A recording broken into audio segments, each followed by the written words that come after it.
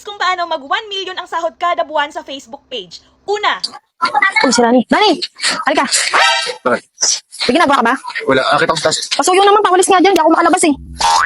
Walisan mo nga dyan. Diyan lang sa tapat. Ang dumi ng braso ko. Diyan lang sa tapat, ha? Walisan mo, oo. Okay na yan. Okay na yan. Merienda ka muna. Ito merienda ka. Oo. Nakadaan na ba doon? Sa tulay?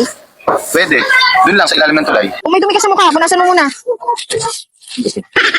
Tsaka yung mata mo may dumi.